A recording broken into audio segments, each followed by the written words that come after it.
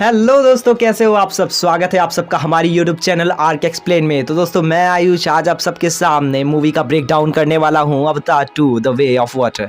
पूरी कहानी समझेंगे सिर्फ और सिर्फ इसी वीडियो में। तो दोस्तों, अगर आपने अभी तक चैनल को सब्सक्राइब नहीं किया है तो तुरंत कर लीजिए, वीडियो को लाइक कर दीजिए। कोई सवाल होगा वीडियो देखने के बाद तो प्लीज़ कमेंट ज़रूर कीजिएगा। ये वही मूवी है जो आज तक नंबर 1 पे बना हुआ है कमाई के मामले में। So let's start the breakdown of Avatar the way of water. दोस्तों, नावी और इंसानों की जंग को बीते 15 साल से ज़्यादा का वक्त हो चुका है। जेकब खुशी खुशी निटेरी के साथ मेडिकाइन का सरदार बनकर अपने नावी अवतार में ही यहाँ रहता है। उसके 3 बच्चे हैं, 2 बेटे और 1 बेटी। बड़ा बेटा निटेयम, छोटा बेटा टोवाक और एक बेटी जो सबसे छोटी है उसका नाम है टूक। इन तीनों के साथ साथ वो 2 और लोग को भी पालता है। वहीं आपको पता होगा मूवी 1 में ग्रेस अगस्तीन थी, उसकी एक बेटी है, पता नहीं कैसे पैदा हो गई, जिसका नाम है कीरी। अभी तक इस बात का खुलासा नहीं किया गया है कि ये कैसे कीरी इसमें आ गई है। और हाँ, यहाँ पर एक इंसान का बच्चा भी है। एक्चुअली ये पहले मूवी का जो विलन था क्वारिच, उसका बेटा है। क्योंकि ये बहुत छोटा था इसलिए यहीं धरती पर छूट गया था। और जेक उसकी बीवी निटेरी इसको मिलके यहाँ पालते हैं। इनफैक्ट सारे बच्चों को ये पालते हैं, बट निटेरी के मन में डाउट है, ये इंसान है, वो सारी हरकतें तो करेगा ही। अब दोस्तों, जेक अपने बच्चे को हर वो चीज़ सिखाता है जो कभी निटेरी उसको पहले वाली मूवी में सिखाई रहती है। ज़िंदगी काफ़ी खुशी से कट रही होती है, तभी एक रात इनको एक चमकता हुआ चीज़ आसमान में दिखाई देता है। असल में ये तारा नहीं बल्कि इंसानों का स्पेसशिप होता है। मतलब दोस्तों, इनकी खुशियों को अब ग्रहण लगने वाला है। और दोस्तों, जहाँ इंसान आते हैं वहाँ पर तो बर्बादी होती ही होती है। तो बस इंसानों की स्पेसशिप लैंड करती है धरती पे, जिसकी वजह से पूरे ओमाटिकाया जहाँ रहते हैं वहाँ पर पूरा आग ही आग, पूरे जंगल में आग लग जाता है। सब कुछ बर्बाद होने जैसा फील होता है। और फिर मशीन खुलती है और उसमें से निकलते हैं इंसान अपने रोबोटिक फॉर्म में। अब दोस्तों, कहानी में यहाँ से आने वाला है ट्विस्ट। जैसा कि आपको पता है दोस्तों कि जो नावी लोग हैं उनको अपने प्लेनेट से बहुत प्यार रहता है। तो इस बर्बादी को देखकर नावी साथ ही साथ निटेरी बहुत रोती है। अब दोस्तों, जेक क्योंकि इन सब का लीडर है, उसको कुछ ना कुछ करना होगा। वहीं दूसरी तरफ दोस्तों, मूवी में एक बहुत ही बड़ा उलटफेर हुआ है। क्या होता है, असल में जो पहले मूवी का विलेज रहता है क्वारिच, उसका एक नावी फॉर्म रहता है। और मरने से पहले वो अपनी सारी याददाश्त को एक कंप्यूटर में रिकॉर्ड कर देता है और उस याददाश्त को उसके नावी फॉर्म में डाल दिया जाता है। कहने का मतलब क्वारिच मर चुका है, लेकिन असल में अब उसका नावी फॉर्म असली विलेन बन के इस मूवी में सब पर कहर बरपाएगा। वो हर एक चीज़ जानने लगता है कि कहाँ क्या हुआ था, उसके साथ क्या हुआ था। बस उसको अपनी मौत नहीं याद है, क्योंकि वो चीज़ वो कभी रिकॉर्ड कर ही नहीं पाया। अब जेक दोस्तों हर वो चीज़ जो नावियों के ऊपर जुल्म हुई है उसका बदला लेने के लिए इंसानों के हर एक बेस को तबाह करता है। गुरिल्ला मिशन छेड़ देता है, जहाँ पर इंसानों के थ्रू जो भी सप्लाई आता है उसको नावी मिल के बर्बाद कर देते हैं और इंसानों के एकदम नाक में दम कर रखा है। अब दोस्तों, जो क्वारिच का अवतार फॉर्म है, एक्चुअली उसको समॉन किया जाता है कि आओ भी अपनी टीम को लेके आओ और इन सबको बर्बाद करो। हमें ये देखने को मिलता है कि इंसान पहले से ज़्यादा अब अपने नंबर को बढ़ा रहे हैं। इनफैक्ट इसलिए ताकि हमारी जो धरती है वो मर रही है, तो यहाँ पर जल्द से जल्द इंसानों की आबादी को कॉलोनाइज़ किया जा सके। और यहाँ पर उन सब की कैप्टन अब नावी अवतार जो क्वारिच है उसको समझा रहे हैं कि कैसे वहाँ जाना है और किन किन चीज़ों को आपको समझना होगा। अभी समझ लो कि सब कुछ तो पहले वाला दिमाग है, लेकिन फिर भी अभी ये थोड़ा नौसिखिया है। हम लोग को दिखाया जाता है कि जो जेक है उसके बच्चे जंगल में ऐसे ही धूम धड़ाका करने निकले, तभी क्वारिच के लोग उसको पकड़ लेते हैं। हालांकि ट्रांसमिशन के थ्रू वो अपने डैड यानी कि जेक को बता देते हैं और वो तुरंत वहाँ उनको बचाने पहुँच जाता है। अब ये लोग जैसे तैसे अपने बच्चों को उनके चंगुल से छुड़ाकर भाग ही रहे होते, लेकिन दोस्तों जो स्पाइडर रहता है यानी कि जो क्वारिच का अपना बेटा रहता है वो फंस जाता है बेचारा, और बाकी सब भागने में कामयाब हो जाते हैं। लेकिन अब दोस्तों, जेक को धीरे धीरे समझ में आता है कि जब तक वो लोग यहाँ रहेंगे वो लोग इन पर आक्रमण करते रहेंगे और तब तक ओमाटिकाया क्लान कभी खुशी से जी नहीं सकता है। निटेरी भी इस बात को समझती है और दोनों मिलकर फैसला करते हैं कि चलो इस प्लैनेट को नहीं, जहाँ ये लोग रहते हैं उस जगह को छोड़ के कहीं दूसरी जगह चला जाए, तभी ओमाटिकाया खुशी से अपनी ज़िंदगी को बिता पाएंगे। निटेरी थोड़ा मना करती है, बट फाइनली इस चीज़ के लिए मान भी जाती है। ये सभी लोग उड़ के इनफैक्ट मतलब जो भी इनके ड्रैगन्स है उस पर चले जाते हैं। अब दोस्तों, दूसरी तरफ हमें दिखाया जाता है कि स्पाइडर इन नावियों के साथ रह के पूरी तरह से जंगली बन गया है। हालांकि उस पर बहुत ज़्यादा जोर ज़बरदस्ती हो रहा है कि चलो बता दो कि उनके ठिकाने कहाँ हैं, ताकि सबको जाके एक साथ मार दिया जा सके। लेकिन चूंकि औलाद होता है, क्वारिच अपने कैप्टन से रिक्वेस्ट करता है कि प्लीज़ इसको छोड़ दिया जाए। और अगर मेरी औलाद को आप छोड़ नहीं सकते तो कम से कम इतनी सख्ती ना किया जाए। दोस्तों क्वारिज के मन में कुछ बड़ा चल रहा है।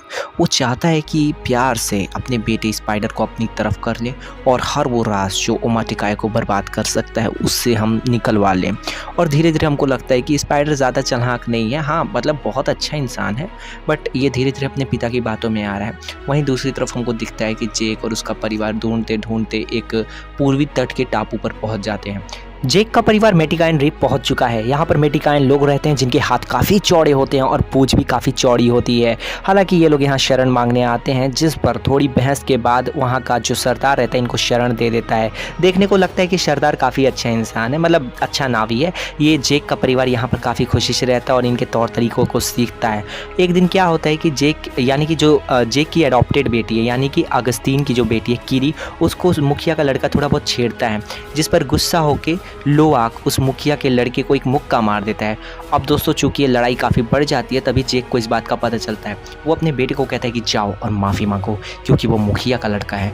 अब दोस्तों मुखिया के लड़के से माफ़ी मांगने के लिए जब लोआक जाता है उसके पास, तो मुखिया का लड़का उसको मान तो जाता है, ठीक है भाई चलो माफ़ कर दिया, कहते हैं चलो मेरे साथ शिकार पे चलो। दोस्तों यहाँ पर आके हमें पता चलता है कि मुखिया का लड़का इसको बहुत बुरी तरह से फंसा देता है, जहाँ पर इस पर एक जानलेवा हमला हो जाता है। तो अब हमें पता चलता है कि इस पर एक जानलेवा हमला होता है। ये एक बहुत ही बड़ा सी क्रिएचर है जो कि पूरी तरह से इसके ड्रैगन को भी लगता है अब न तब खा लेगा, बट जैसे तैसे लोआक अपनी जान बचा के एक रीफ के अंदर छुप जाता है। ज़्यादा देर तक रीफ के अंदर रहने पर लोआक का दम घुटता है। अब वो कोशिश करता है कि जल्दी से जल्दी बाहर आए, बट उस जानवर के डर के मारी ये काफ़ी देर कर देता है और जब ये ऊपर आ रहा होता है तभी ये बेहोश होकर नीचे भी गिर जाता है। अब दोस्तों हमको लगता है कि ये मर गया, लेकिन ऐसा नहीं होता है। कुछ देर बाद इसकी आँख खुलती है और फिर ये देखता है कि ये एक बड़े से सी क्रिएचर के ऊपर लेटा हुआ है। असल में ये बुरा क्रिएचर नहीं है, इसका नाम जो है उसको कहते हैं टोल्कन कहते हैं। जी हाँ, टोल्कन कहते हैं इसको। और जो लोआक होता है इस टोल्कन के साथ दोस्ती कर लेता है। तभी इसको पता चलता है कि उसके विंग्स में कुछ ना कुछ फंसे हुए हैं। ये बहुत ही समझदारी के साथ उसको निकालता है और इसके साथ अपनी दोस्ती को मजबूत कर लेता है। दोस्तों एक और चीज़, मुखिया के लड़के का असली नाम है ओनांग। जी हाँ, अब सबको कबीले में पता चल चुका है कि ओनांग लोआक को कहीं ना कहीं मरने के लिए छोड़ गया था, लेकिन अब मुखिया की भी जिम्मेदारी बनती है, क्योंकि उसके बेटे ने ऐसा काम किया है तो उसकी जिम्मेदारी है सबसे माफ़ी मांगे। लेकिन लोआक समझदारी दिखाते हुए ओनांग को बचा लेता है और इन दोनों में गहरी दोस्ती हो जाती है। बाद में ओनांग उससे पूछता है कि तुमने मुझे बचाया क्यों, तो वो कहता है कि मुझे पता है कि आखिर परिवार के ताने झेलने से कैसा लगता है। जी हाँ दोस्तों, अब दोस्तों ये लोग अगले दिन डिस्कस करते हैं कि आखिर वो वहाँ से ज़िंदा कैसे बच के आया। लोआक पूरी बात बताता है तो ये सभी लोग समझ जाते हैं कि आखिर वो किसकी बात कर रहा है। टूलकन की बात कर रहा है, और जिस टूलकन से ये मिला है उसका नाम है पायकन। अब इस पायकन के बारे में एक बहुत ज़रूरी चीज़, मेटिकाइन लोग इनको बहुत ही पवित्र मानते हैं, लेकिन जो पायकन है ना वो अपने झुंड में भगौड़ा है। ये इसलिए क्योंकि इसने कई कबीलों के लोगों को मारा है। इसकी कहानी आगे पता चलेगी, लेकिन अभी इतना समझिए कि मेटिकाइन लोगों के लिए इस जानवर की बहुत ही ज़्यादा महत्व है। उनके लिए ये बहुत ही पवित्र आत्मा है और इसको कुछ होना मतलब सीधे सीधे उनकी सभ्यता पर चोट पहुँचाना। वहीं दोस्तों दूसरी तरफ क्वारिज अपने बेटे स्पाइडर की मदद से नावियों के तौर तरीके और उनकी भाषा को सीख रहा है। यहाँ पर दोस्तों उसको एक बहुत बड़ी कामयाबी हाथ लगती है। वो स्पाइडर की मदद से नावियों के ड्रैगन को भी चलाना सीख लेता है, और चूंकि उनका सरदार अब सीख चुका है तो उसके जो फेलो मेंबर्स हैं यानी साथी सिपाही हैं वो भी अपने अपने ड्रैगन को चुन लेते हैं और उनकी सवारी करते हैं। अब क्वारिज के पास काम है कि जल्द से जल्द जेक को ढूंढा जाए और उसको ख़त्म कर दिया जाए।